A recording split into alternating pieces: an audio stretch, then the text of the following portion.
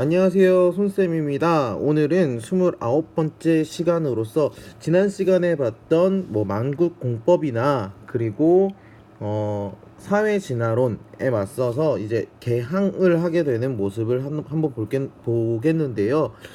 중국 그리고 조선 그리고 일본 에도마쿠 순으로 봐서 어떻게 개항을 하게 됐는지를 한번 살펴보도록 하겠습니다. 먼저 청나라부터 볼까요? 청나라 같은 경우에 여기 종이호랑이라고 얘기를 하네요. 그만큼 힘이 많이 빠졌다는 거겠죠. 왜냐하면 국제적으로 영국이 지배력을 굉장히 많이 확대하고 있었습니다. 그러면서 그 청나라도 이제 광저우에서 공행무역 체제를 하고 있었는데, 공행무역을 하다 보니까 영국이 적자, 그러니까 자기가 자꾸 손해를 보게 되는 거예요. 왜? 중국의 물건을 계속 사가는데, 우리 지난번에 4단원에서 은을 많이 판다 그랬었잖아요. 은.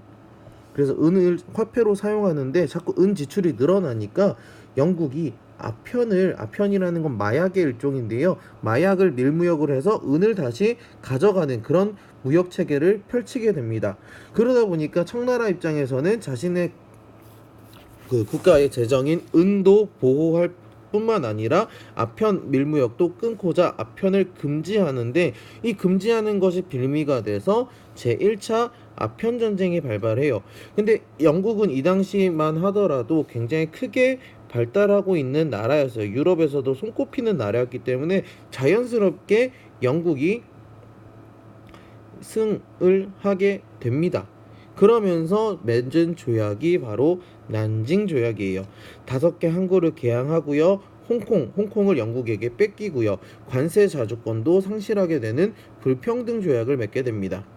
그런데도 불구하고 5개 항구를 개항했음에도 불구하고 영국이 무역에 대해서 제대로 계속 원하는 만큼의 흑자를 얻지 못하니까 이번에는 영국이랑 프랑스를 데리고 와서 제2차 두 번째 아편 전쟁을 하게 됩니다. 그러니까 속절없이 영국과 프랑스에게 당하고만 청나라는 텐진 조약과 베이징 조약을 맺게 되면서 항구를 추가 개방해. 그래서 총 10개의 항구를 개항하게 됩니다. 전쟁으로 인해서 개항을 하게 되고요. 서양인들에게 내륙 여행권, 그리고 베이징 수도의 외국 그 대사관이 상주할 수 있게 하는 등 여러 가지 불평등 조약을 맺게 되는 결과를 가져오게 됩니다. 그러면서 청나라도 이러면 안 되겠구나 하면서 외교 활동을 전담하는 기구인 총리각국 사무하문을 설치하면서 본격적으로 개항에 들어가게 되었다라고 보시면 되겠습니다. 그래서 이거 보시면은요, 이게 사료인데요. 영국 인민이 가족과 하인을 데리고 광저우, 샤먼, 푸저우, 닝보, 상하이 등 5항구에 기거하면서 아무런 방해 없이 무역 통상에 할 수 있다라고 했을 때, 요 5항구 5개만 있기 때문에 요거는 난징 조약임을 알 수 있습니다. 좀 더 살펴볼까요? 난징 조약을 통해서 여기 홍콩에 대해서 얘기 나와 있고요. 그리고 특허를 얻은 행상, 요게 바로 공행이죠. 공행하고만 거래하던 관행을 없앤대요. 관행을 없앴다라고, 어떤 상인과 자유롭게 교역할 수 있다라고 허용함으로 인해서 굉장히 불평등한 조약임을 알 수 있습니다. 네, 그래서 보시면은 여기 요 아래에 있는 상하이, 닝보, 푸저, 아모이, 홍콩 요 지역이 1차 아편 전쟁으로 인해서 뺏긴, 개항하게 된 개항장이라고 보시면 되겠고요. 여기 보이는 빨간색, 여기 나와 있으면 텐진 베이징 조약, 잉커우, 텐진, 디엔타이, 그 다음에 주장 항커우, 요런 곳이 이제 2차 아편 전쟁으로 인해서 이제 개항하게 된 그런 항구였다라고 보시면 됩니다. 특히 텐진 같은 경우 베이징에서 엄청 가깝죠.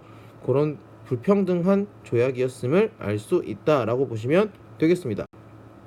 일본 같은 경우에는, 일본을 한번 봅시다. 일본은요, 아편 전쟁을 직접 보고 나서 대책을 바꿉니다. 에도 막부가 그 전에까지는 쇄국 정책을 하고 제한적인 무역만 했었죠. 어느 나라랑 했었죠? 그렇죠. 네덜란드랑만 했었습니다. 네덜란드랑만 제한적인 무역을 했는데 아편 전쟁을 보고 나니까 청나라가 이렇게 센 줄 알았는데 졌네. 정보 입수하고 세국 정책을 변경합니다. 그러면서 미국 페리함대 개항을 요구하자 처음에 미일 화친 조약을 맺으면서 처음에 미국에게 개항을 하게 되는 겁니다. 그러면서 미일 수호 통상 조약을 통해서 열강과 무역을 하게 되는데 여기 보시면 그게 바로 이 미일 수호 조약의 내용입니다. 시모다 하코다테 외에 다음 장소로 기한 내에 개항한다. 가나가와 나가사키, 나가타, 효고 이러면서 개항을 하게 되고요. 그 다음에 일반적으로 국내에 수입하거나 국내에서 수출하는 물품은 별책의 규정대로 일본의 관청에 관세를 납부합니다. 하지만 일본에 대해 범법 행위를 한 미국인은 미국의 영사재판소에서 조사하고 미국 법으로 처벌한대요. 이런 식으로 요거 같은 경우에는 영사재판권이라고 얘기를 하고요. 영사재판권이라고 얘기를 하고 다른 말로 얘기하면 치외법권이라고도 이야기를 합니다. 치외 법권이라고 이야기를 하죠. 말 그대로 이 여기에 있는 미일소 통상조약도 상당히 불평등했었다라고 여러분들이 보시면 되겠습니다. 그러면 조선은 볼까요? 조선은 어디에다 개항을 하게 되는지. 조선은 개항을 강요받습니다. 흥선대원군이 통상수교 거부 정책을 하게 되죠. 그러면서 근데 강화도 조약을 통해서 개항을 하게 되는데 운요 사건이 일어나요. 운요 사건은 일본이 하게 된 거고요. 그래서 강화도 조약을 체결하면서 근대화를 시도하게 되었라고 보시면 되겠는데 이게 바로 근대 일본국가 맺은 강화도 조약인 겁니다. 여기 보시면요, 일본 국가 평등한 권리를 가진다 하면서 자주적인 척 하면서 부산 그리고 원산 인천 그렇게 개항하게 되죠. 그리고 해안국도 측량할 수 있고요. 그 다음에 여기 그대로 나와 있습니다. 일본국 국민이 조선국에 지정한 각 항구에 머무는 동안 죄를 범한 것이 조선 국민에게 관계된 사건일 때는 모두 일본국 관원이 심판한다. 여기에 똑같이 영사재판권이 명시가 되어 있습니다. 즉 일본에게 개항을 하는 데 있어서도 이제 미국이 일본에게 했던 것처럼 똑같이 조선에게 하고 있음을 알 수 있는 거죠. 자, 한번 오늘 내용 한번 정리해 볼까요? 오늘의 내용은 개항입니다. 그래서 중국, 청나라죠. 그 다음에 일본, 에도마구였고요. 그 다음에 조선을 보시면은요, 중국, 일본, 조선 모두 각각 어느 나라. 여기는 영국, 여기는 미국. 근데 특별하게 조선만 다시 일본에게 갔다. 하지만 요 것들을 공통적으로 이야기를 하면 모두 다 불평등한 조약을 맺음으로 인해서 강제로 개항하게 됐다. 특히나 조선 같은 경우에는 미국이 일본에게 했던 것처럼 똑같이 일본이 조선에게 하고 있음을 볼 수 있었다라고 여러분들이 살펴보시면 되겠습니다. 다음 시간에는 그러면서 이제 동아시아 질서가 청나라가 종이 호랑이로 변했죠. 변하면서 이제 청나라 힘이 쫙 빠지게 됩니다. 어떻게 동아시아 질서가 다시 재편되는지 한번 살펴보도록 하겠습니다. 고생 많았습니다.